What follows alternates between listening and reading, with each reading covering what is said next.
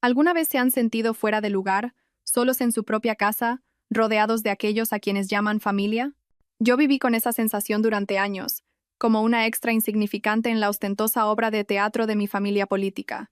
Pero lo acepté, porque pensaba que la paz, a veces, debe comprarse con el silencio. Hasta aquel día. El día en que mi silencio fue destrozado por la humillación más cruel que se pueda imaginar.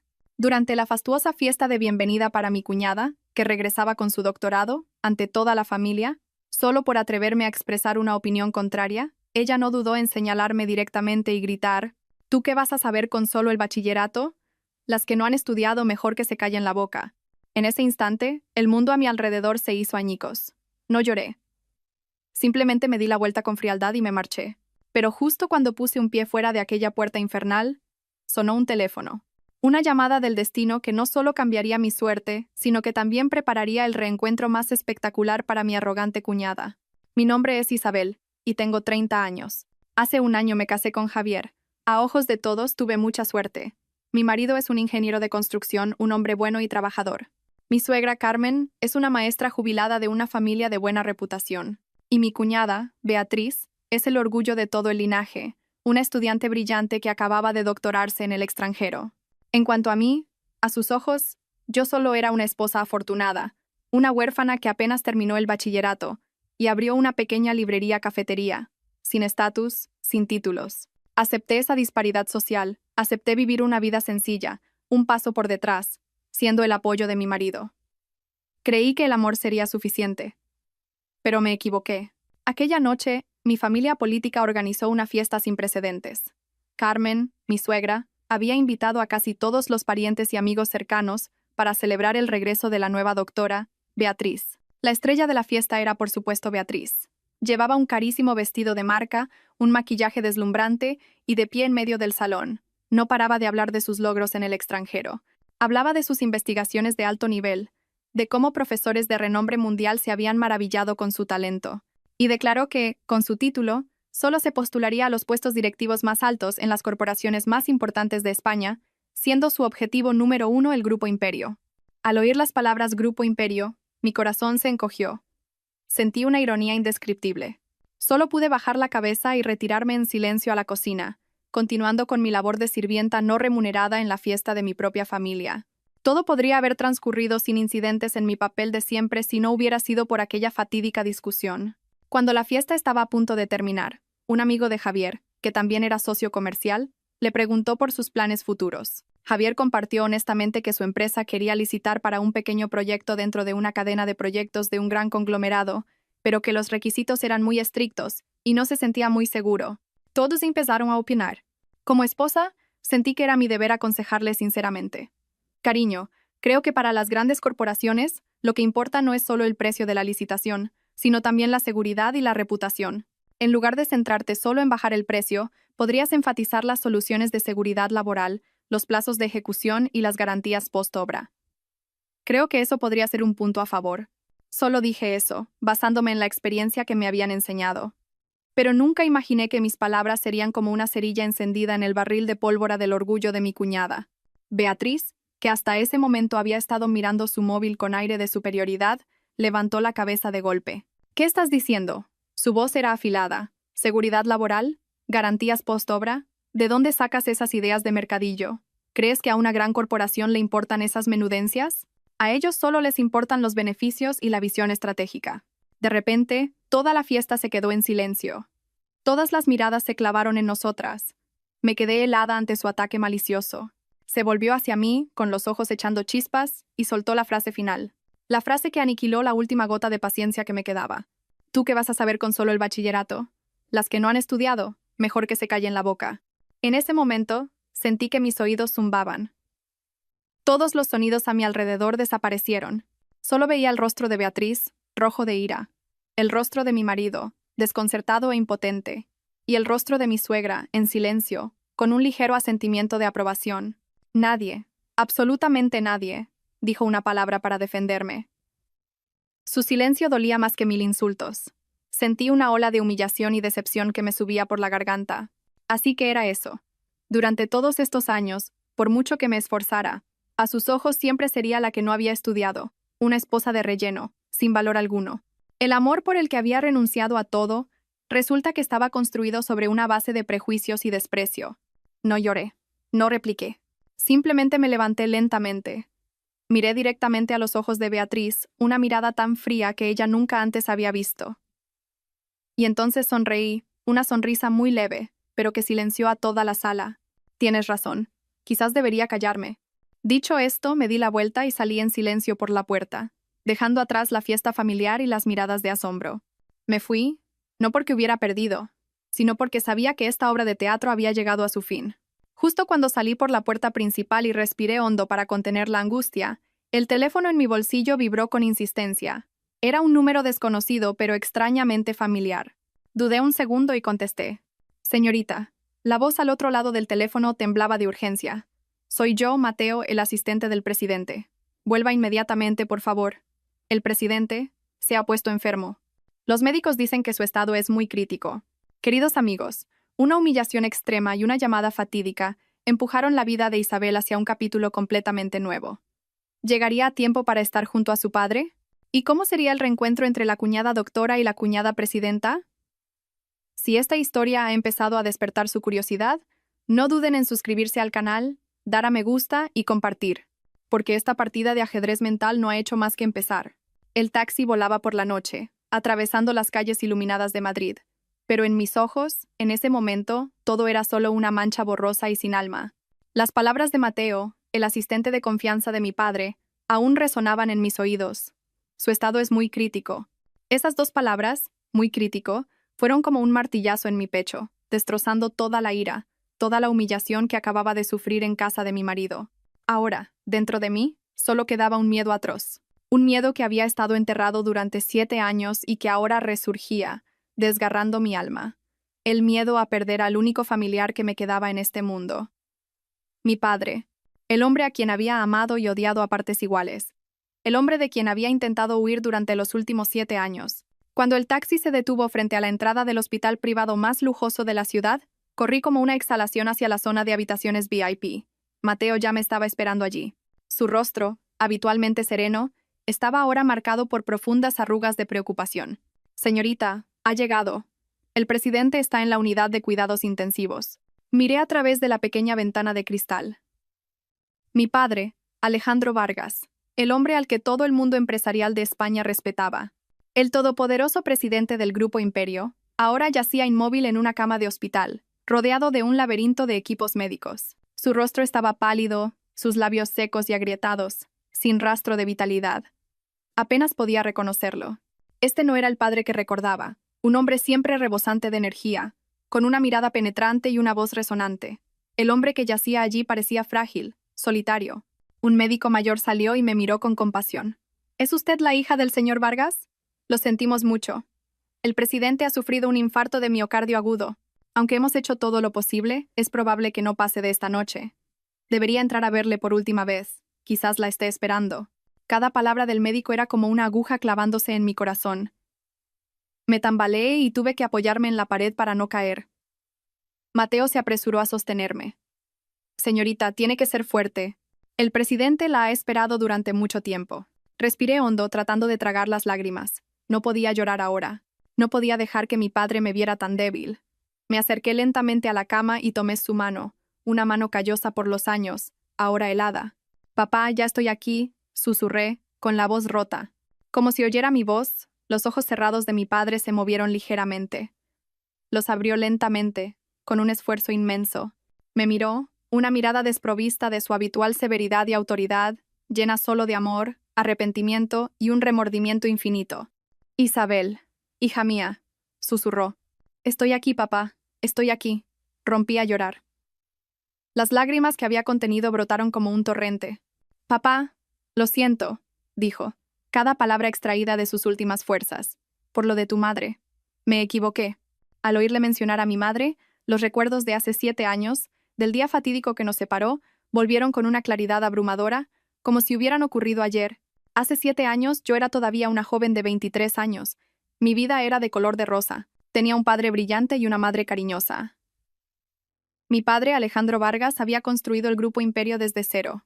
Era un hombre de negocios, siempre ocupado, pero también un padre que adoraba a su hija. Mi madre era una mujer de familia, el pilar que sostenía a mi padre. Su amor había sido una leyenda, un testimonio de amor verdadero en el despiadado mundo de los negocios. Pero la tragedia golpeó en su 25 grado aniversario de bodas. Mi padre había prometido dejar todo el trabajo para dedicarle el día entero. Mi madre estaba radiante. Se puso su vestido de gala más hermoso, se maquilló y esperó a que volviera a casa. Pero mi padre no volvió. En el último minuto, una llamada de Nueva York lo retuvo. Un acuerdo de miles de millones de euros estaba en problemas y requería su atención personal inmediata. Mi padre llamó, con la voz llena de disculpas, prometiendo volver tan pronto como pudiera. Mi madre estaba triste, pero nunca le reprochó nada. Solo sonrió y me dijo, «Bueno, el trabajo de tu padre es así. ¿Vamos a cenar tú y yo, cariño?» Fuimos juntas a aquel restaurante. Mamá intentó parecer alegre, pero yo sabía lo triste y decepcionada que estaba. De camino a casa, empezó a llover a cántaros. Un camión perdió el control y se estrelló directamente contra nuestro coche. Yo solo sufrí heridas leves, pero mi madre, ella se fue para siempre. La muerte de mi madre fue un shock terrible para mí, pero lo que me causó más dolor y rabia fue la ausencia de mi padre en sus últimos momentos. No estuvo allí cuando ocurrió el accidente. No estuvo allí para tomar la mano de mi madre por última vez. Solo regresó al día siguiente, cuando ella ya yacía fría en la morgue. En el funeral de mi madre, no le dirigí la palabra a mi padre. Solo lo miraba con ojos fríos, llenos de odio. En la mente inmadura de una joven sumida en el dolor, le eché toda la culpa. Creí que su adicción al trabajo, que esos acuerdos multimillonarios, me habían arrebatado a mi madre. ¿Por qué?, le grité esa noche. ¿Por qué siempre el trabajo? ¿Es el dinero tan importante para ti? ¿Más importante que mamá? ¿Que esta familia? ¿Sabes una cosa? Mamá te esperó. Murió sola, esperándote. Todo es por tu culpa. Tú la mataste. Mis palabras fueron como puñales en su corazón ya destrozado. Se quedó allí, paralizado, envejeciendo 10 años en un instante. No se explicó, no se defendió. Simplemente soportó mi ira en silencio. Su silencio, en ese momento, lo interpreté como una confesión. El conflicto entre nosotros llegó a su punto álgido. No podía vivir bajo el mismo techo que el hombre que creía responsable de la muerte de mi madre. Una semana después del funeral, tomé una decisión de la que me arrepentiría toda la vida. No podía enfrentarme a un padre hacia el que solo sentía reproche. Tenía que irme, escapar de ese lugar, del nombre Isabel Vargas, hija del presidente Alejandro Vargas, un nombre que sentía pesado y falso. Dejé una breve nota en el escritorio de mi padre. No me despedí. Solo escribí que necesitaba una vida diferente, una vida no envuelta en dinero y poder, las cosas que creía que me habían quitado a mi madre. Corté todo contacto, rechacé cualquier ayuda económica, llevándome solo los pequeños ahorros que mi madre me había dado, y comencé mi huida de mi propia vida. Huí como una fugitiva a otra ciudad, un lugar donde nadie sabía quién era. Creé una tapadera perfecta, una huérfana desde pequeña, que solo terminó el bachillerato y tuvo que buscarse la vida. Alquilé un pequeño apartamento y con el dinero que me quedaba abrí una librería-cafetería. La llamé El Rincón Tranquilo. Era todo lo que anhelaba en ese momento. Paz, una vida sencilla, sin reuniones, sin contratos, sin vuelos transcontinentales. La nueva vida fue difícil al principio. Yo, una señorita que desde pequeña solo había sabido estudiar y pintar, ahora tenía que hacerlo todo por mí misma. Hubo momentos en los que me sentía agotada, a punto de rendirme, pero fue esa misma ocupación la que me ayudó a aliviar parte de mi dolor. Encontré la alegría en las pequeñas cosas. Un lote de café recién tostado, un cliente habitual que pasaba cada mañana, o una tarde sentada en silencio leyendo en el espacio tranquilo que yo misma había creado. Y entonces Javier entró en mi vida, en una tarde lluviosa como esa. Era el ingeniero supervisor de una obra cerca de mi local. Entró para resguardarse de la lluvia y se convirtió en un cliente habitual. No se parecía a los hombres que había conocido en el mundo de la alta sociedad. No era ostentoso ni presumido. Era amable, genuino, un poco torpe, pero muy cálido. Le gustaba sentarse en un rincón a leer libros de historia. Decía que le encantaba el ambiente tranquilo, el olor a café y a libros viejos. Empezamos a hablar, al principio solo conversaciones triviales, que poco a poco se hicieron más profundas. Le conté mi historia inventada, la de una huérfana que tuvo que emprender por su cuenta. Él se compadeció y admiró mi fuerza. A su lado encontré la verdadera paz. No le importaba quién era yo ni qué tenía, solo le importaba mi persona. Nuestro amor surgió de forma natural, como un arroyo fresco que regaba mi alma seca y llena de cicatrices. Cuando me pidió matrimonio dudé un poco. Pero sus ojos sinceros me convencieron. Isabel, no me importa tu pasado. Solo sé que amo a la persona que eres ahora y quiero caminar contigo hacia el futuro. Prometo no preguntar nunca por lo que no quieras hablar. Te daré una familia, un verdadero hogar. Su promesa derribó mis últimas defensas. Asentí, decidiendo enterrar el pasado y empezar una nueva vida. Una vida con el nombre de la esposa de Javier. Nuestra boda fue muy sencilla. Solo unas pocas mesas con su madre y su hermana. Les mentí diciendo que no me quedaba familia. Mi suegra, Carmen, al principio se mostró un poco recelosa por mi origen, pero al verme dócil, amable y entregada a su hijo, no se opuso. Beatriz, que entonces era estudiante universitaria, no se mostró especialmente cercana. Solo me miraba con una mezcla de curiosidad y escrutinio. Después de casarme, vendí la librería cafetería. Quería dedicarme por completo a ser una buena esposa y nuera. Vivíamos en un pequeño piso que Javier había comprado a plazos. Yo me encargaba de la casa, de la comida, de la limpieza. Una vida de ama de casa podría parecer aburrida para muchos, pero para mí en ese momento era la paz que tanto había anhelado. Encontré la felicidad en cuidar del hombre que amaba, en construir nuestro pequeño nido. Pensé que finalmente había encontrado mi puerto seguro, que había escapado de la jaula de oro de mi pasado, pero no sabía que acababa de salir de una jaula para entrar voluntariamente en otra. Una jaula invisible, hecha de prejuicios, desprecio y conspiraciones que nunca podría haber previsto. La vida de una nuera de origen humilde en una familia que se consideraba a sí misma intelectual no fue tan pacífica como había soñado. Esta nueva jaula era invisible, pero sus barrotes estaban hechos del frío acero del prejuicio y el desdén. Me esforcé al máximo, intentando ser una esposa ejemplar y una nuera obediente. Me levantaba al amanecer para preparar el desayuno, limpiaba la casa hasta dejarla impecable. Aprendí a cocinar los platos complicados de los que mi suegra se sentía tan orgullosa. Renuncié a mis hábitos de señorita para vivir una vida modesta y austera. Pensé que mi sinceridad y mi sacrificio serían reconocidos algún día. Pero, queridos amigos, me equivoqué. A los ojos de mi suegra y mi cuñada, por mucho que me esforzara, nunca podría borrar la marca de ser la que no ha estudiado y la que no tiene clase. Carmen, mi suegra, era una experta en mostrar su desprecio de forma sutil. Nunca me criticaba directamente. En su lugar, utilizaba elogios hacia otros para menospreciarme indirectamente. «Ay, esa Laura, la hija de la vecina, qué chica tan lista», decía durante la cena. «La acaban de ascender a jefa de departamento en el banco. Gana un dineral. Se nota que es una chica con estudios, tan competente y ayuda a su marido. ¿Qué suerte tiene él? No como mi pobre hijo, que tiene que cargar con todo él solo». O cuando venían visitas, siempre encontraba la manera de presumir de su hija doctora, y no olvidaba mencionarme con falsa modestia. Sí, mi Beatriz tuvo suerte, le fue bien en los estudios, y esta es mi nuera Isabel. Ella no tuvo la misma suerte, no pudo estudiar mucho, pero es muy buena chica. Se encarga de la casa y la comida, es muy hacendosa. Me había convertido, de esposa, en una criada a la que se le reconocía ser buena chica. La humillación envuelta en palabras aparentemente amables es la más amarga de todas. Esas agujas invisibles, día tras día, mes tras mes, se clavaban en mi autoestima, pero elegí el silencio. Me decía a mí misma que vivía por Javier, por su amor. Y Javier, en los primeros años, fue realmente mi apoyo. Seguía siendo cariñoso, me defendía ante su madre y su hermana. Cada vez que su madre me criticaba, él me llevaba a nuestra habitación, me abrazaba y decía: «No le hagas caso, cariño. Mamá es así. Para mí, eres la mejor esposa del mundo». Sus palabras eran mi bálsamo, me ayudaban a calmar las heridas. Por esas palabras seguí aguantando.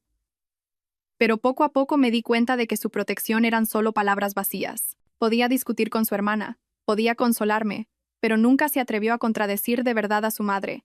Dejó que su madre controlara nuestras vidas. Dejó que su hermana siguiera siendo la estrella de la familia. Y gradualmente, él mismo se vio influenciado por esos prejuicios. Empezó a hablarme menos de su trabajo, asumiendo que yo no entendería las presiones a las que se enfrentaba. Empezó a tomar decisiones importantes sin consultarme. Poco a poco se formó una distancia invisible entre nosotros.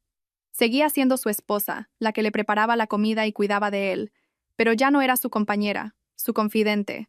Me había convertido verdaderamente en una ama de casa, en el sentido más estricto, una persona cuyo mundo se limitaba a la cocina. Y entonces llegó el fatídico día de la fiesta, cuando el desprecio de toda la familia ya no fue sutil, sino que me lo gritaron directamente a la cara. Las que no han estudiado, mejor que se callen la boca. Esa frase destrozó oficialmente mi última ilusión sobre lo que era una familia feliz. La voz débil de mi padre me devolvió al presente. Me miraba con amor, arrepentimiento y un remordimiento infinito. Isabel, hija mía, susurró. Estoy aquí, papá, estoy aquí. Rompí a llorar, mis lágrimas empapando su mano huesuda. Qué bien que hayas vuelto, dijo. Cada palabra un esfuerzo supremo. Lo siento, por lo de tu madre. Me equivoqué. No, papá, no fue tu culpa, sollocé. Fui yo. Fui demasiado egoísta, no te entendí. Él negó con la cabeza, una sonrisa amable pero agotada en sus labios. No, no te culpo. Solo me culpo a mí mismo. Hizo una pausa, respirando con dificultad. Su mirada se volvió más seria. Isabel, no me queda mucho tiempo. ¿Me prometes una cosa? Dime, papá. Haré lo que sea.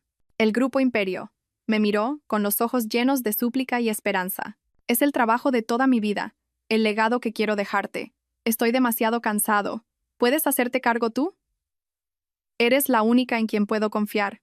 Sus últimas palabras eran una orden, pero también un encargo sagrado. Miré sus ojos, que perdían lentamente su luz. Miré al hombre que había dedicado su vida a construir un imperio, solo para terminar solo en una cama de hospital. Todo el resentimiento, todos los reproches dentro de mí se desvanecieron por completo. Me di cuenta de que huir de mi identidad no era la forma de encontrar la paz. Solo era egoísmo. La verdadera paz solo llega cuando nos atrevemos a enfrentar, a asumir nuestras responsabilidades. Apreté su mano con fuerza. Mi voz por primera vez en 7 años sonó firme y fuerte. No te preocupes, papá. Te lo prometo. Volveré. Me haré cargo del Grupo Imperio. No dejaré que el trabajo de tu vida se derrumbe. Haré que te sientas orgulloso. Al oír mi promesa, una sonrisa de satisfacción apareció en su rostro. Parecía haberse quitado un último peso de encima. La mano que sostenía la mía se relajó lentamente. El monitor cardíaco a su lado pasó de líneas onduladas a una línea recta y plana, acompañada de un pitido largo e interminable. Mi padre se había ido. Pero se fue en paz, sabiendo que su hija, finalmente, había madurado. Esa noche no me moví del hospital. Me senté en silencio junto a mi padre, sosteniendo su mano ya fría hasta el amanecer.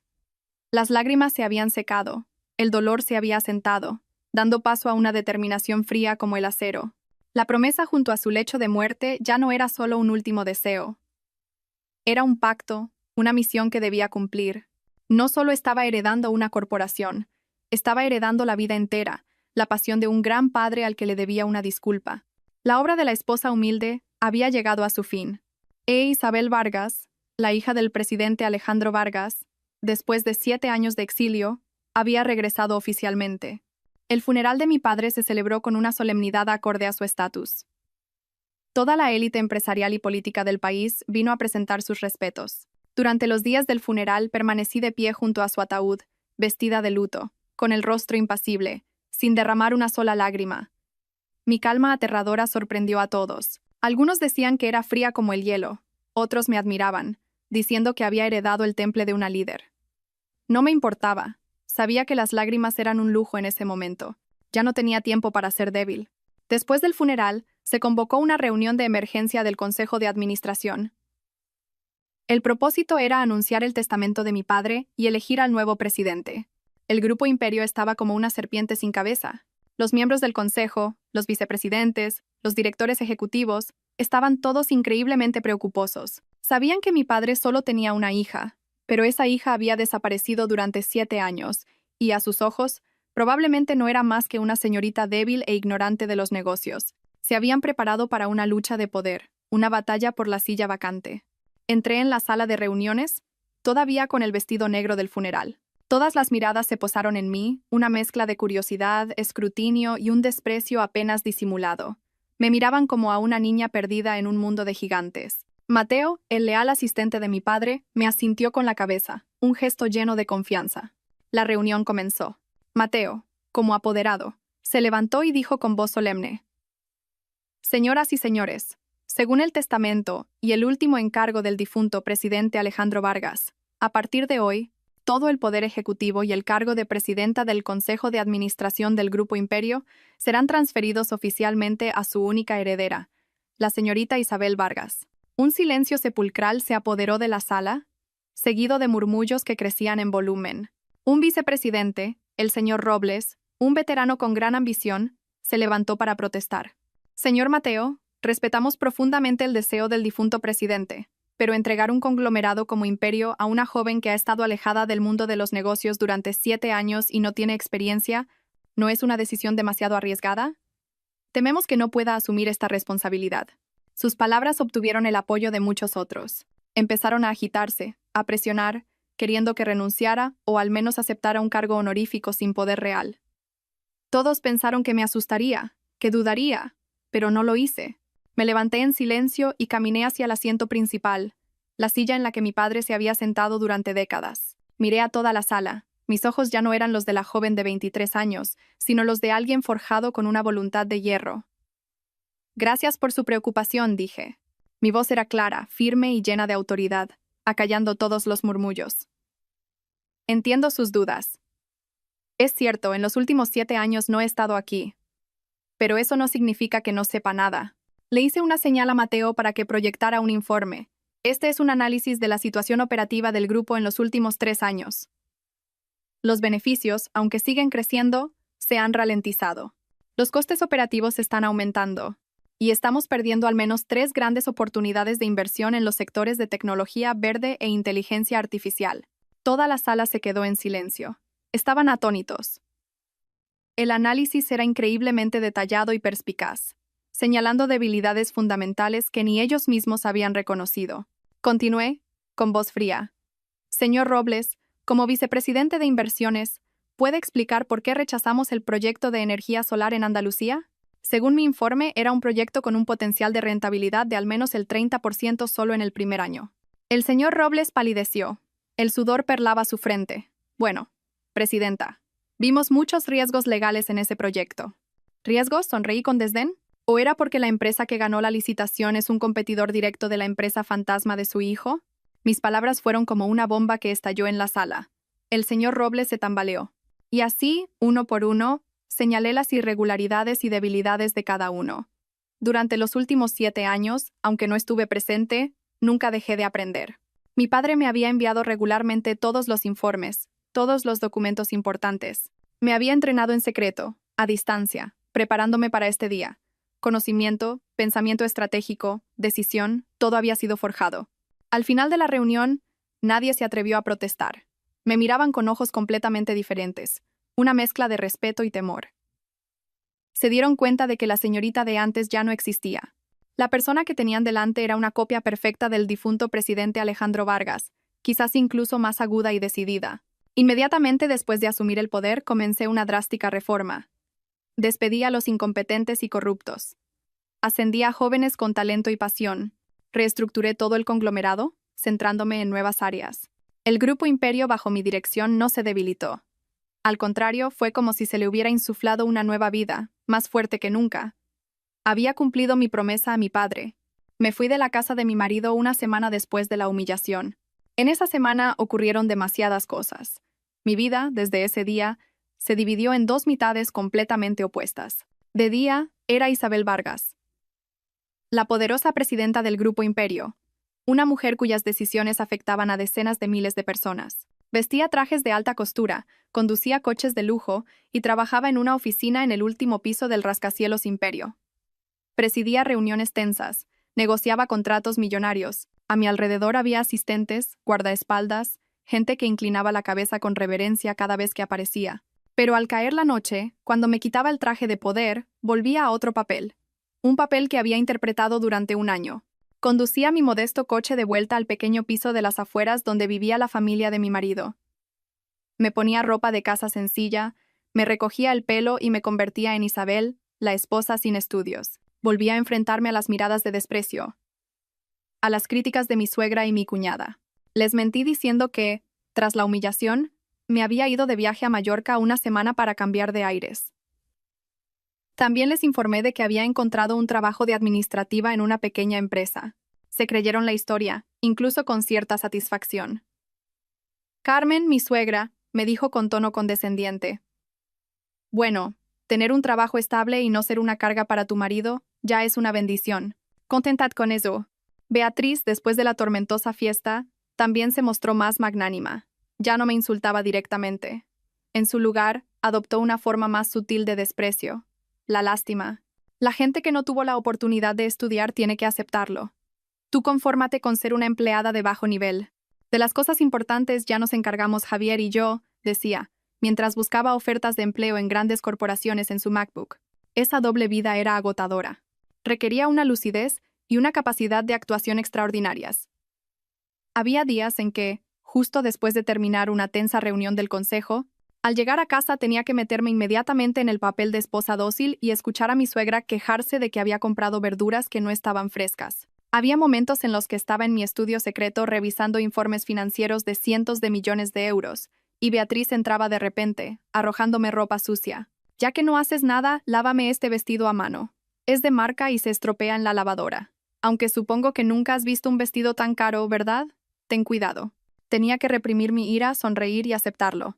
Vivía en esa dicotomía. Pero no me rendí, porque sabía que era una prueba que debía superar. Quería ver cómo era realmente la familia a la que una vez había amado. Quería ver, cuando yo no era más que una esposa corriente, hasta qué punto era profundo el amor que Javier sentía por mí. Y lo más importante, estaba esperando. Esperando una oportunidad, un acto final que sabía que, tarde o temprano, llegaría. El acto en el que mi arrogante cuñada doctora se enfrentaría a su cuñada sin estudios en un papel que nunca podría haber imaginado. Javier, mi marido, era el único que me hacía sentir un poco de culpa. No sabía nada de mi verdadera identidad. Después de que me fuera de la fiesta y durante los días del funeral de mi padre, se mostró increíblemente arrepentido. Me pidió perdón, regañó a su hermana, pero su arrepentimiento no fue más allá. Seguía siendo débil, sin atreverse a contradecir a su madre y a su hermana. Cuando le mentí sobre haberlo perdido todo, vi una fugaz decepción en sus ojos, aunque intentó ocultarla. Seguía tratándome bien, pero sentía que su amor ya no era el mismo. Quizás, en el fondo, también se había visto afectado por los prejuicios de su familia, y había empezado a sentir que su esposa sin estudios ya no estaba a su altura. Acepté todo, lo consideré la prueba final para nuestro matrimonio. La obra de la vida continuaba, y yo esperaba pacientemente el día del telón final. Mientras yo luchaba con mi agotadora doble vida, al otro lado del campo de batalla, mi cuñada, la nueva doctora Beatriz, comenzaba su viaje para conquistar su sueño de grandeza. Regresó a España no solo con un prestigioso título, sino también con una arrogancia y una ambición que no ocultaba. Declaró que, con su talento, merecía un puesto a su altura, una posición que hiciera que todos la miraran con admiración. Y su objetivo no era otro que el Grupo Imperio. Esta elección fue tanto una coincidencia como una inevitabilidad. Coincidencia, porque Imperio era el conglomerado más grande, el sueño de cualquier profesional talentoso. Pero también inevitabilidad, porque justo después de que yo asumiera el cargo, mi drástica reforma había creado una ola de contratación de personal de alto nivel sin precedentes. Publiqué ofertas de empleo en todos los principales medios de comunicación, buscando las mentes más brillantes para llevar a cabo mis audaces estrategias. Y por supuesto, esa información no pasó desapercibida para los ambiciosos ojos de Beatriz. «¿Es esta?», exclamó una noche con entusiasmo mientras navegaba en su iPad. El Grupo Imperio está buscando un director de desarrollo estratégico. Requisitos: doctorado en Administración de Empresas de una universidad de primer nivel mundial. Dios mío, este puesto está hecho a mi medida. Mostró la pantalla a toda la familia, con el rostro iluminado por la confianza. Carmen, mi suegra, se puso las gafas, leyó cada palabra y asintió con aprobación. Así es, ¿quién más podría merecer este puesto sino mi hija? Director en un conglomerado multimillonario. Suena tan impresionante. Javier también animó a su hermana. Es una gran oportunidad, Beatriz. Con tus títulos y tu capacidad, estoy seguro de que lo conseguirás. Solo yo permanecí en silencio. Una leve sonrisa dibujándose en mis labios, invisible para todos. El cebo estaba lanzado, y el pez más ambicioso había picado. En realidad, este proceso de selección lo había creado yo específicamente. Tras analizar la estructura del grupo, me di cuenta de que el departamento de estrategia era bastante débil, pero nunca imaginé que una de las primeras candidatas sería mi arrogante cuñada. Una jugada del destino de lo más irónica. En los días siguientes, Beatriz se dedicó en cuerpo y alma a prepararse. Contrató a expertos para que le redactaran un currículum impecable, enumerando logros, publicaciones y hasta una carta de recomendación de un profesor de renombre. Estaba convencida de que con un perfil tan impresionante, ningún reclutador podría rechazarla. Y así fue. Pocos días después de enviar su solicitud, recibió un correo electrónico invitándola a la primera ronda de entrevistas. Ese día, pasó horas preparándose. Salió de casa con una confianza inquebrantable, como una reina a punto de conquistar su reino. Por la noche, regresó con una sonrisa radiante. ¿Qué tal, hija?, preguntó Carmen ansiosamente. Mejor que bien, mamá, respondió Beatriz, lanzando su bolso al sofá con aire de suficiencia. La primera entrevista fue pan comido. Solo una directora de recursos humanos un poco anticuada haciendo preguntas teóricas de manual. En menos de media hora, ya estaba asintiendo y elogiándome. Sinceramente, el nivel del personal directivo en estas grandes empresas no es para tanto. Hablaba como si pasar la entrevista fuera algo obvio. Su arrogancia estaba alcanzando su punto máximo. Yo solo escuchaba en silencio. Sabía que la directora de recursos humanos un poco anticuada a la que se refería era la señora Martínez, una cazatalentos con más de 20 años de experiencia que me había costado mucho reclutar. La señora Martínez me había llamado para informarme justo después. Presidenta, la candidata Beatriz Pérez tiene un currículum excelente y una base teórica sólida, pero tiene un defecto fatal. Es arrogante y carece de experiencia práctica. Sin embargo, siguiendo sus instrucciones, la he aprobado para la siguiente ronda. Continúe con el plan, señora Martínez, le dije. Quiero ver hasta dónde puede llegar esta chica. Y así Beatriz fue superando las siguientes rondas de entrevistas con una facilidad pasmosa. Todo estaba orquestado por mí. Di instrucciones a todos los entrevistadores para que solo hicieran preguntas teóricas, sin profundizar en problemas prácticos complejos. Mi objetivo era alimentar su confianza, su arrogancia, hasta el límite. Quería dejarla volar muy alto, hasta las nubes de su propia fantasía, para luego ser yo misma quien le cortara las alas. Con cada ronda que pasaba, la arrogancia de Beatriz aumentaba. Volvía a casa no solo para presumir, sino para empezar a criticar y juzgar la capacidad de los altos directivos de Imperio. Ese director de marketing solo tiene la fachada. Le hice un par de preguntas sobre estrategia de marca y se quedó sin palabras. Con un par de frases mías, se le iluminó la cara. Oh, la directora financiera es una anticuada. Su mentalidad es del siglo pasado. Le hablé de modelos financieros derivados y se quedó mirándome como si le hablara en chino. Carmen, al escuchar a su hija, estaba encantada y lo contaba a todo el mundo. Javier también parecía muy orgulloso. A menudo me decía, ¿ves, cariño? La gente con estudios es diferente. El pensamiento de Beatriz está a otro nivel. Deberías aprender de ella. Yo solo sonreía y observaba en silencio, como una espectadora viendo una comedia. Me parecía ridículo su cortedad de miras. Estaban alabando a un loro que solo repetía conocimientos de libros, sin saber que el mundo real de los negocios es mucho más cruel y complejo. El sueño de grandeza de Beatriz se acercaba, y yo esperaba pacientemente, esperando el día en que pudiera descorrer el velo y mostrarle que el ave fénix con el que soñaba era en realidad la gallina de corral que siempre había despreciado. Tras superar fácilmente las primeras rondas de entrevistas, la confianza de Beatriz ya no podía describirse con palabras. Estaba completamente convencida de que el puesto de directora de desarrollo estratégico del Grupo Imperio ya era suyo. Empezó a planificar su futuro. Un deportivo, un ático de lujo, una vida como mujer de negocios exitosa y poderosa. Estaba inmersa en su propio sueño, construido sobre elogios falsos y una fantasía sin límites. Cada noche durante la cena, el tema principal eran sus historias sobre Imperio y sus críticas. Actuaba como si ya fuera una alta directiva. Hoy he echado un vistazo al informe anual de Imperio. Dios mío, qué falta de profesionalidad en la presentación. Si yo fuera la directora de estrategia, lo primero que haría sería cambiar toda la identidad de marca del grupo. Carmen asentía, haciéndole el coro. Claro, se necesita gente con visión internacional como tú para que la empresa progrese. Yo solo me sentaba allí, comiendo en silencio. Sabía perfectamente quién había aprobado ese informe anual. Yo misma. Y había sido calificado como uno de los más innovadores y efectivos del sector ese año. Pero no dije nada. Discutir con gente ahogada en su ignorancia y fantasía es la tarea más inútil del mundo. La arrogancia de Beatriz alcanzó su punto culminante cuando recibió el correo electrónico que la invitaba a la tercera ronda de entrevistas, con el vicepresidente ejecutivo de estrategia. ¿Lo veis?, dijo, mostrando el teléfono a toda la familia con aire triunfante. Os lo dije. Con mi nivel, no hay obstáculo que se me resista. Este vicepresidente será solo un veterano que ha ascendido por antigüedad. Pan comido. El día de la tercera entrevista, Beatriz regresó con una sonrisa de victoria, pero esta vez con un ligero matiz de desconcierto. ¿Qué tal, hija?, preguntó Carmen. Bueno, nada difícil, respondió Beatriz, aunque su voz ya no sonaba tan altiva. Ese vicepresidente es bastante astuto. No preguntó mucho sobre teoría. En su lugar, me planteó un caso práctico sobre la entrada de Imperio en el mercado europeo y me preguntó por la estrategia. Le expuse todo lo que había aprendido sobre el análisis DAFO, la matriz BCG. ¿Y qué dijo él?, preguntó Javier, curioso. No dijo nada, frunció el ceño Beatriz.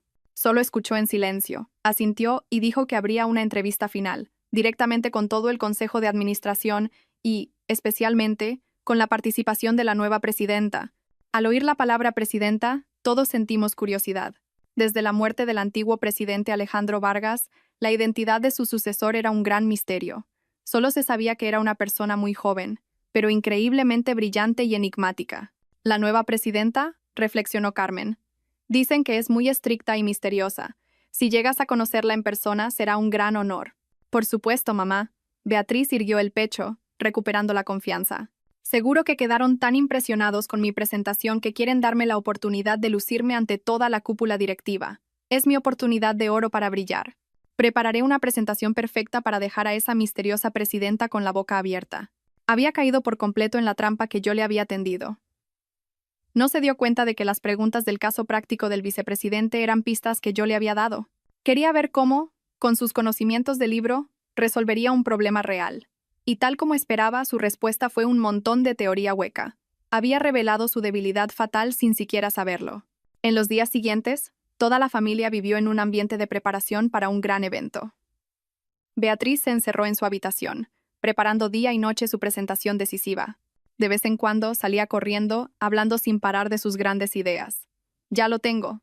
Propondré una estrategia audaz, que Imperio adquiera una pequeña empresa en Alemania como trampolín. Ese es el pensamiento de un líder de verdad. Yo solo me sentaba allí bebiendo té en silencio y sonriendo para mis adentros. Conocía perfectamente esa audaz idea. Mi padre y yo la habíamos discutido y descartado hacía 3 años por ser demasiado arriesgada. Sus conocimientos estaban obsoletos, pero ella los consideraba geniales. Finalmente, llegó el día del juicio final. Beatriz recibió un correo electrónico oficial invitándola a la sede de Imperio el lunes por la mañana para una reunión y presentación ante el Consejo de Administración. Se volvió loca de alegría. «Lo conseguí. Voy a ser la directora de estrategia de Imperio». Carmen la abrazó, con los ojos llenos de lágrimas. «Qué orgullosa estoy de ti, hija mía. Eres el orgullo de mi vida». Javier también palmeó a su hermana con orgullo. Se volvió hacia mí y dijo algo que fue la gota que colmó el vaso de mi paciencia. «¿Ves, Isabel? La gente con estudios y ambición siempre triunfa. Deberías tomar ejemplo de mi hermana y no conformarte con esta vida de ama de casa sin futuro». No dije nada. Solo levanté la vista y lo miré directamente a los ojos. Y esta vez ya no lo oculté. Dejé que viera en mi mirada no autocompasión ni complejo, sino lástima. Lástima por él y por toda su familia, tan llena de prejuicios y tan corta de miras. La obra estaba a punto de terminar, y yo estaba ansiosa por ver sus reacciones cuando cayera el telón final.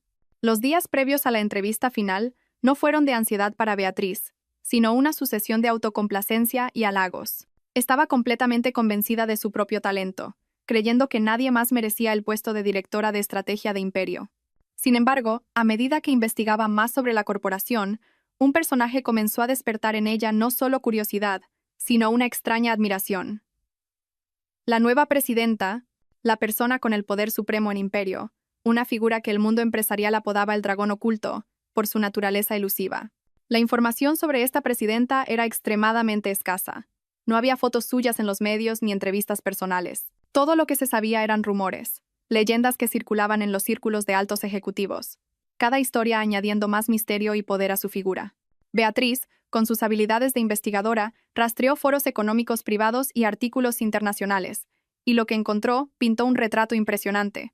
Se rumoreaba que la nueva presidenta era la única heredera del difunto Alejandro Vargas, pero que había vivido en el extranjero durante mucho tiempo, cortando casi todo contacto. Tras la repentina muerte de su padre, regresó en silencio y, en solo un mes, llevó a cabo una purga y una reforma interna sin precedentes. Dicen que es implacable, le contó Beatriz a su madre y a su hermano durante la cena. Su voz ya no era despectiva, sino de genuina admiración. En una semana, 3 vicepresidentes veteranos fueron forzados a una jubilación anticipada. Despidió a un montón de directores. Tiene un estilo que llaman sin piedad. Solo mira la capacidad. No le importan las relaciones ni la antigüedad. Quien sirve se queda. Quien no, se va, sin contemplaciones. Carmen, al oír esto, se preocupó un poco. ¿Tan terrible es? ¿No será difícil trabajar con alguien así? Difícil, pero así es un verdadero líder, mamá, replicó Beatriz con los ojos brillantes. Se necesita esa decisión, incluso crueldad, para levantar un conglomerado que mostraba signos de estancamiento. He leído los análisis.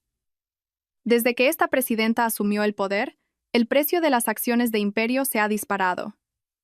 Ha lanzado un montón de proyectos nuevos y audaces. Es un genio de los negocios, una estratega de primer nivel. Estaba completamente cautivada por la imagen que se había creado. Ya no quería entrar en Imperio solo por un buen trabajo. Quería trabajar para una líder tan excepcional. Soñaba con convertirse en su mano derecha, con que esa misteriosa presidenta reconociera su talento. Tengo que causar una impresión excelente en la entrevista, dijo con determinación. Alguien como ella no se dejará impresionar por teóricos. Tengo que demostrarle que no solo tengo un título, sino una visión estratégica real. Su admiración por la misteriosa presidenta se convirtió en un estimulante que llevó su orgullo y confianza a un nuevo nivel. Ya no respetaba a los que la habían entrevistado antes. A sus ojos solo había una persona con la autoridad para juzgarla, la presidenta. Mientras tanto, yo, el dragón oculto, estaba en mi oficina, observando en silencio todos sus movimientos a través de los informes detallados de recursos humanos. Leí cada línea de su currículum, vi los videos de cada entrevista, y sabía que estaba investigando sobre mí.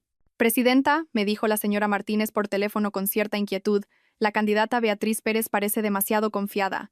En las entrevistas actúa como una sabelotodo, e incluso ha hecho comentarios despectivos sobre nuestros directivos. ¿No es demasiado arriesgado dejarla llegar a la ronda final? Yo solo sonreí. No se preocupe, señora Martínez. Deje que se luzca. A un buen caballo hay que dejarlo correr a toda velocidad para ver su resistencia. Prepare la reunión final. Y recuerde, no revele ninguna información sobre mí. Quiero darle una sorpresa. Entendido, presidenta. Colgué y giré mi silla de cuero hacia la ventana, observando el bullicio de los coches abajo. ¿Una sorpresa? Quizás no sería solo una sorpresa. Sería un shock, una lección que mi arrogante cuñada doctora nunca olvidaría. Había creado deliberadamente una imagen misteriosa, una densa niebla a mi alrededor.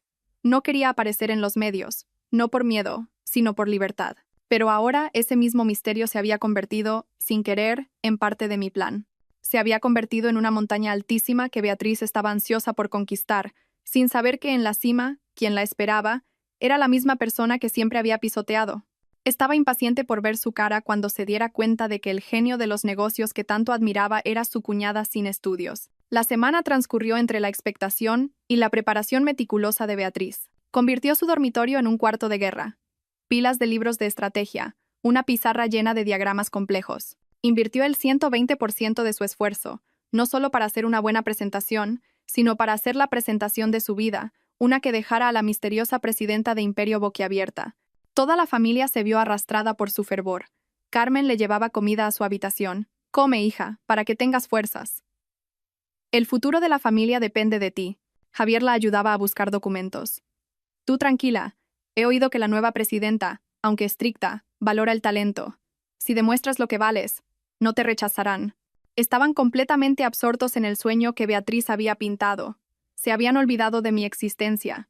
O quizás, a sus ojos, yo era solo un fondo borroso, una ama de casa envidiosa del éxito de su cuñada. No dije nada. Simplemente seguí interpretando mi papel. Por las mañanas, preparaba el desayuno. Por las noches, limpiaba y lavaba la ropa. A veces, cuando Beatriz necesitaba practicar su presentación, me convertía en su público forzoso. Me sentaba y la escuchaba hablar de estrategias macroeconómicas, modelos de negocio complejos y terminología inglesa rimbombante. ¿Qué te parece, Isabel?, me preguntaba al terminar. No para pedir mi opinión, sino para recibir un elogio. ¿Es lo bastante convincente? Es increíble, Beatriz, respondía yo con fingida sinceridad. No entiendo nada. Eres muy inteligente. Supongo que estas cosas solo las sabe la gente que ha estudiado tanto como tú. Mi elogio la dejaba muy satisfecha.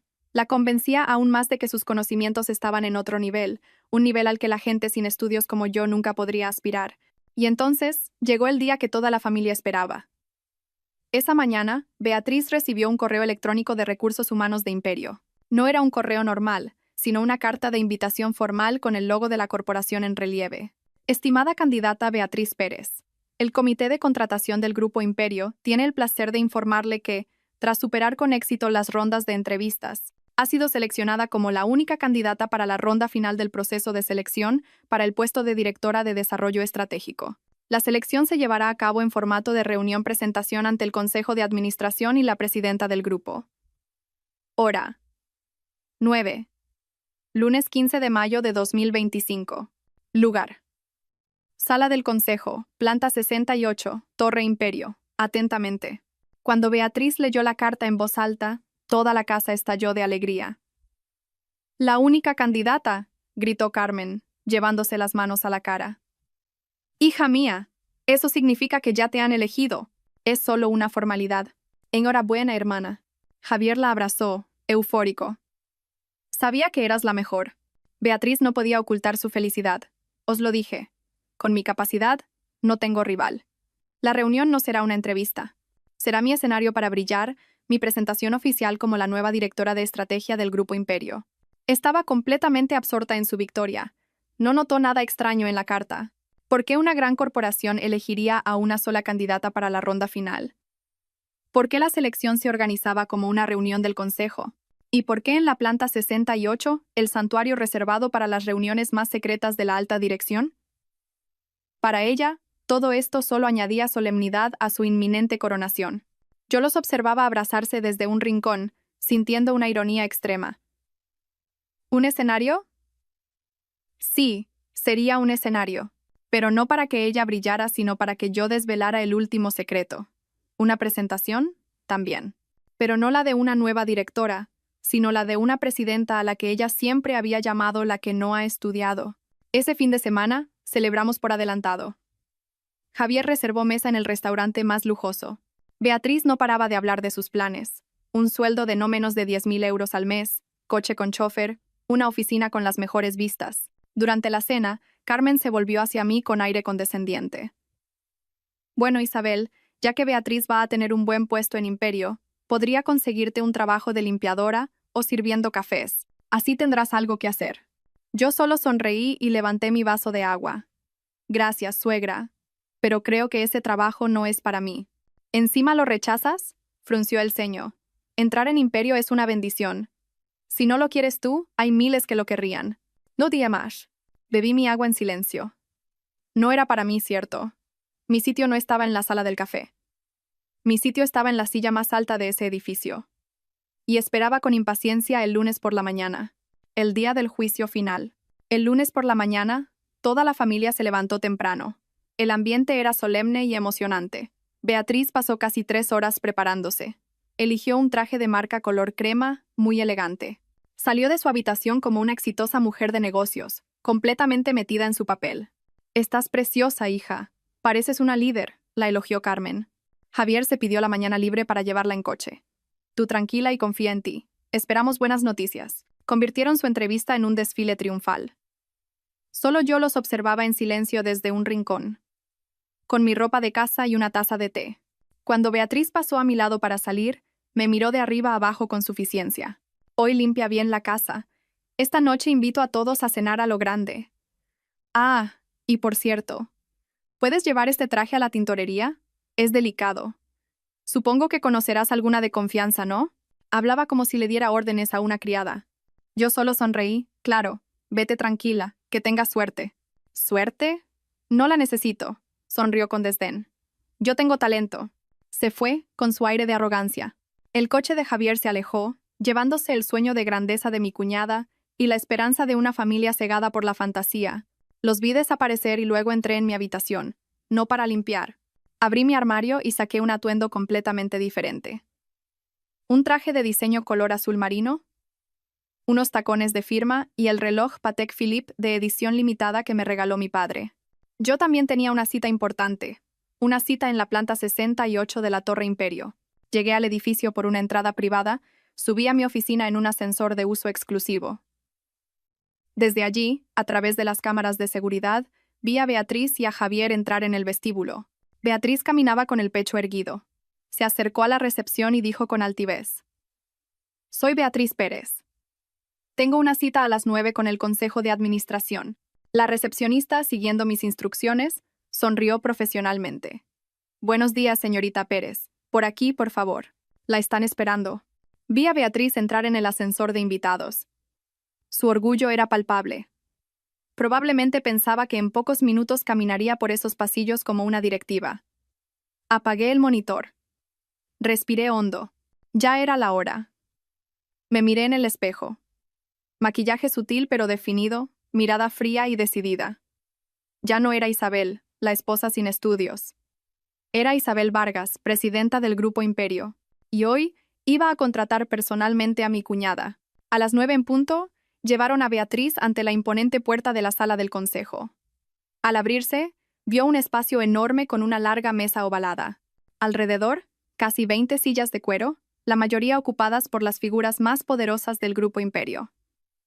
Los vicepresidentes, los directores, y Mateo, sentado junto a la silla principal vacía. Beatriz se sintió un poco abrumada, pero recuperó la confianza rápidamente. Buenos días. Soy Beatriz Pérez, candidata para el puesto de directora de Desarrollo Estratégico. Mateo le indicó que se sentara en la única silla situada frente a ellos. Bienvenida, señorita Pérez. Hemos revisado su expediente y es impresionante. Sin embargo, antes de empezar, debemos esperar a una persona más. Nuestra presidenta está en camino. Beatriz asintió, emocionada. Se sentó erguida, lista para la actuación de su vida. Su mirada se detuvo en la silla principal vacía, de cuero negro, más grande y majestuosa que las demás. La silla de la misteriosa presidenta a la que tanto admiraba y anhelaba conocer. Pensó en cómo impresionarla. No sabía que ya la había impresionado, pero de la peor manera posible. Pasaron 5 minutos en silencio. La tensión crecía. Y justo a las 9:05, la gran puerta detrás de los directivos, la entrada privada de la presidencia, se abrió lentamente. Toda la sala se puso en pie al unísono. Beatriz también se levantó de un salto, con el corazón desbocado, conteniendo la respiración para presenciar la llegada de la legendaria figura. Se imaginaba a una mujer de mediana edad, de aspecto frío y astuto, o a un hombre maduro y experimentado. Pero la persona que entró destrozó todas sus expectativas. No era ni lo uno ni lo otro. Era una mujer joven, vestida con un impecable traje azul marino, que realzaba una figura esbelta pero poderosa. Su cabello oscuro, recogido en un moño elegante, revelaba una frente alta e inteligente. Su rostro, maquillado con sutileza, mostraba rasgos delicados, y sobre todo, unos ojos oscuros, profundos, que emanaban una frialdad, una agudeza y una confianza absolutas. La mujer caminó sobre sus tacones, con paso firme y decidido. No miró a nadie, dirigiéndose directamente a la silla principal. Los miembros del consejo inclinaron la cabeza. Buenos días, presidenta. Beatriz se quedó petrificada, como si le hubieran echado un jarro de agua helada. No podía creer lo que veía. Esa cara, esa figura, esos ojos, le resultaban terriblemente familiares. Había visto esa cara todos los días durante el último año. Se había burlado de ella, la había humillado, la había despreciado. No, no puede ser. La mujer, ya sentada en la silla presidencial, levantó lentamente la cabeza. Su mirada recorrió la sala y se detuvo, clavándose directamente en los ojos de Beatriz. Una mirada vacía de emoción, fría, como si mirara a una completa desconocida. Y entonces, habló. Una voz clara, familiar, pero con un tono de poder aterrador. Señorita Pérez, un placer conocerla finalmente. Soy Isabel Vargas, presidenta del Grupo Imperio. Por favor, tomen asiento. Isabel Vargas. El nombre fue como un rayo que fulminó el cerebro de Beatriz. Todo su mundo se hizo añicos.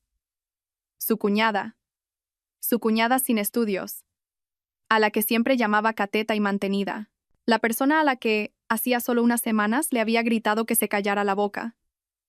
Ahora estaba sentada en la silla presidencial de un conglomerado multimillonario, justo delante de ella. Tú, balbuceó Beatriz. Sus piernas temblaron, a punto de desplomarse. Su rostro se quedó blanco como el papel, el sudor frío le corría por la frente. Temblaba de pies a cabeza, incapaz de articular una palabra coherente. La miré, vi su estado patético, sin sentir ninguna satisfacción. Solo una ironía infinita. ¿Qué ocurre, señorita Pérez? Continué con mi papel, mi voz profesional y serena. No parece encontrarse bien. ¿Necesita un vaso de agua? Los miembros del consejo se miraban, desconcertados. Solo veían que la brillante candidata doctora de antes parecía a punto de desmayarse. No, no, gracias. Consiguió negar con la cabeza, sin dejar de temblar. Yo. Si está lista, la interrumpí, sin darle tiempo a recuperarse. Podemos comenzar la reunión.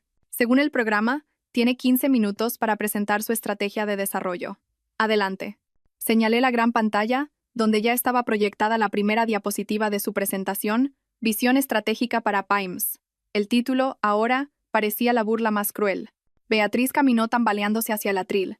Cogió el mando a distancia, pero sus manos temblorosas casi lo dejan caer. Miró la pantalla, luego el guión que tan meticulosamente había preparado, pero su mente estaba en blanco. Todos los modelos, las estrategias, las cifras que se había aprendido de memoria se habían esfumado. En su cabeza, solo quedaba mi imagen, la imagen de su cuñada sin estudios sentada en la silla presidencial, y el eco de su propio insulto. «Puede empezar cuando quiera, señorita Pérez», la instó Mateo con severidad. Beatriz se sobresaltó. Intentó respirar hondo.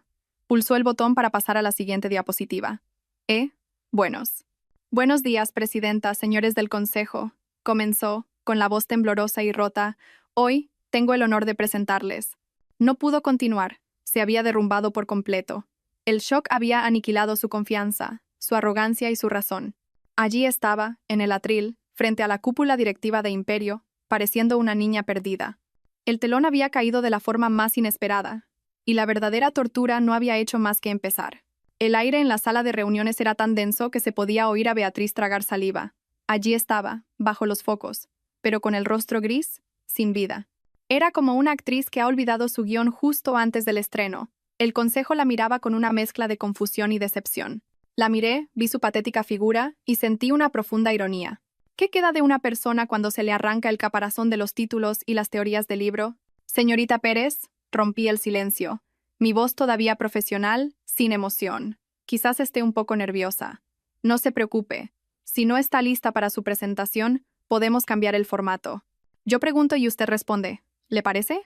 Mi oferta parecía una tabla de salvación. Beatriz asintió frenéticamente, aferrándose a ella. Sí, por favor. Gracias, presidenta. Pensó que sería más fácil. Se equivocaba. La tortura acababa de empezar. No le pregunté nada teórico. Sabía que ese era su punto fuerte. En su lugar, la arrastré al mundo real de los negocios. Un mundo lleno de crisis inesperadas y problemas sin solución en los manuales. Muy bien. Primera pregunta. Empecé, mirándola fijamente. Según su currículum, tiene un conocimiento profundo de modelos de gestión estratégica. Imagine que es la directora de estrategia de Imperio.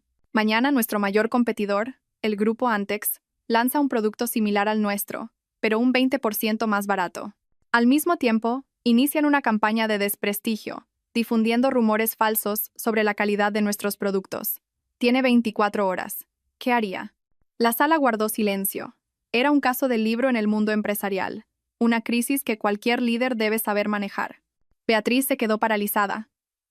Rebuscó en su memoria. Bueno.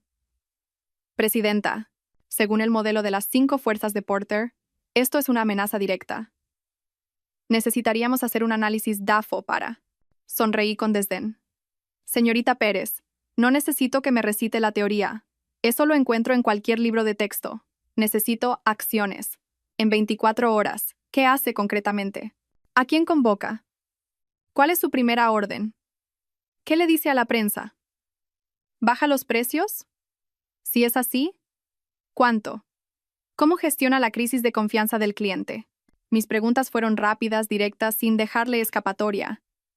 Beatriz estaba abrumada. El sudor le corría por la frente.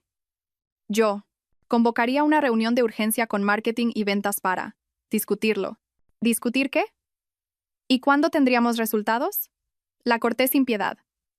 Mientras usted discute, nuestra cuota de mercado se evapora y nuestra reputación se destruye. Un líder estratégico toma decisiones. No solo discute. No tiene una respuesta, ¿verdad?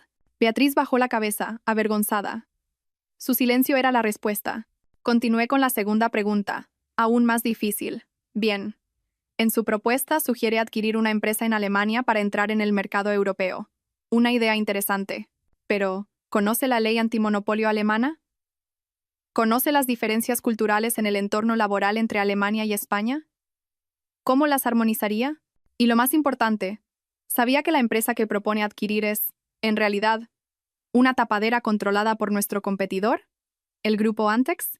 Con esta última pregunta, no solo Beatriz, sino varios miembros del consejo se quedaron atónitos. Era información confidencial que solo unos pocos conocíamos. Beatriz estaba petrificada. No entendía cómo su cuñada sin estudios podía conocer información de inteligencia económica tan compleja. Toda su elaborada presentación era ahora una broma. Me levanté y caminé hasta quedar detrás de ella. Señorita Pérez, dije. Mi voz ya no era fría, sino genuinamente decepcionada. Un título es como una entrada. Le permite cruzar la puerta, pero para sobrevivir aquí dentro, necesita experiencia, agudeza y, sobre todo, humildad.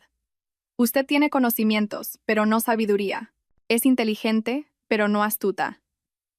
Ha sobrevalorado tanto su doctorado que creyó que le daba derecho a despreciar a los demás. Se equivocó Beatriz. Su mayor error no fue no saber responder a mis preguntas. Fue juzgar a una persona por su título. Volví a mi asiento.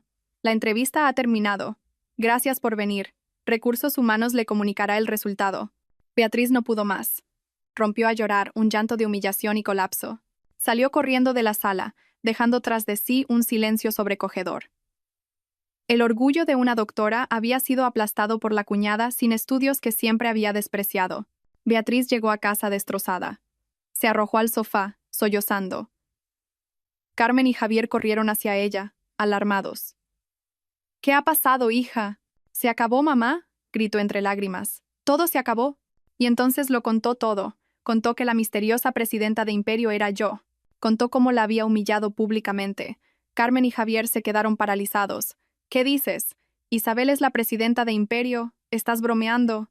No es una broma, gritó Beatriz. Es la verdad. Esa cateta que siempre has despreciado. Nos ha engañado a todos. La verdad explotó en la sala. Javier se tambaleó, recordando todas las veces que había menospreciado a su mujer. Justo en ese momento, la puerta se abrió y entré yo. Ya no era la esposa humilde. Llevaba el traje de poder de la entrevista. Dejé un sobre en la mesa. Es la demanda de divorcio, dije, con voz helada. Fírmala. Javier me miró, atónito. Isabel, ¿qué es esto? ¿De verdad eres? Sí, lo interrumpí. Soy la sin estudios que siempre habéis despreciado. ¿Contentos? Carmen, recuperada del shock inicial, me señaló con el dedo. Tú, nos has engañado. Eres una víbora. Humillaste a mi hija a propósito. ¿Engañar? Sonreí con amargura. Los que se han engañado sois vosotros, con vuestros prejuicios. ¿Alguna vez intentasteis saber quién era yo de verdad? ¿O a vuestros ojos? ¿Solo era un título de bachillerato? Me volví hacia Javier, con los ojos llenos de decepción. ¿Y tú, Javier? Renuncié a todo por ti, por una familia sencilla. Solo necesitaba un marido que me respetara y me defendiera.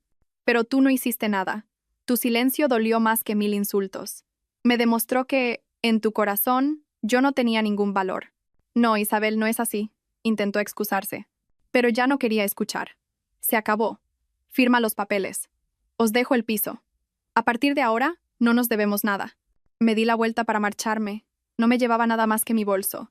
Llegué con las manos vacías y me iba igual. Pero no había perdido nada. Al contrario, me había reencontrado a mí misma.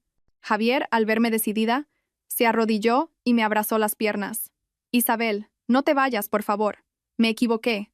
Dame otra oportunidad. Me detuve y lo miré. Tenía una última elección. Perdonar a un marido débil y a una familia llena de prejuicios.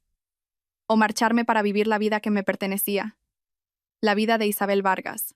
Me agaché y le quité suavemente las manos. Javier, las oportunidades no duran para siempre. Tuviste un año entero y no lo valoraste. Ahora es demasiado tarde. Salí por la puerta, sin mirar atrás ni una sola vez. No elegí el perdón. Elegí la libertad. Y así, queridos amigos, el dramático viaje de Isabel llega a su fin, dejándonos quizás con una sensación de satisfacción al ver la arrogancia vacía derrotada y el prejuicio castigado. Pero, más allá de eso, esta historia nos deja una profunda reflexión. No es solo una historia de venganza. Es una lección sobre el verdadero valor de una persona, el peligro de la soberbia y el increíble poder de la humildad. La primera lección es una advertencia contra el prejuicio. Beatriz representa a aquellos que usan los títulos académicos como única medida del valor humano. Creen que un doctorado les da derecho a menospreciar a otros. Pero la historia de Isabel nos muestra que el conocimiento de los libros y la verdadera sabiduría son dos cosas distintas. Beatriz tenía conocimientos, pero carecía de la sabiduría para ver el valor en el sacrificio silencioso de su cuñada. Su arrogancia la convirtió en el hazmerreír, un fracaso en el campo que creía dominar. Nos recuerda que nunca debemos juzgar un libro por su portada. La humildad y el respeto son las verdaderas señales de una persona educada. La historia también retrata el triste fracaso de la educación dentro de una familia supuestamente culta. Carmen, la maestra jubilada, inculcó en su hija la soberbia, pero olvidó enseñarle a ser una buena persona, a respetar a los demás. Un título académico sin humanidad es un recipiente vacío y lamentable, pero quizás la lección más profunda es sobre el poder del silencio y el valor de esperar el momento oportuno. Isabel guardó silencio durante años, no por debilidad, sino para observar, para comprender, para permitir que los demás revelaran su verdadera naturaleza. Su silencio fue una prueba cruel, pero necesaria. En un mundo ruidoso donde todos quieren presumir, la capacidad de ocultar la propia fuerza es un signo de un temple extraordinario. Su venganza no fue un arrebato de ira, sino el resultado de un plan meticulosamente preparado. No usó la fuerza ni las palabras hirientes, usó el propio escenario de su enemigo para derrotarlo con una inteligencia superior. ¿Cómo aplicamos esto a nuestras vidas? Primero, aprendamos a mirar a las personas con una perspectiva más amplia. No dejemos que las etiquetas externas nublen nuestro juicio. Seamos humildes, incluso en la cima del éxito, porque el conocimiento es infinito. Si nos sentimos menospreciados, no nos enfademos. Como Isabel, convirtamos ese desprecio en la motivación para mejorar en silencio. Confiemos en que el verdadero talento brillará, y entonces, nuestras palabras tendrán un peso que ninguna ostentación puede igualar. Y finalmente, aprendamos a usar el silencio de forma inteligente, para escuchar, para reflexionar, para esperar. A veces, la acción más poderosa es no hacer nada en absoluto. La historia de Isabel ha terminado, pero sus lecciones sobre el valor humano perduran. Espero que, a través de estas reflexiones, cada uno de nosotros encuentre una nueva perspectiva y un poco más de fuerza para vivir una vida más humilde, sabia y resiliente. Si estas palabras han resonado en ustedes, por favor, difúndanlas suscribiéndose al canal, dando a me gusta y compartiendo este vídeo.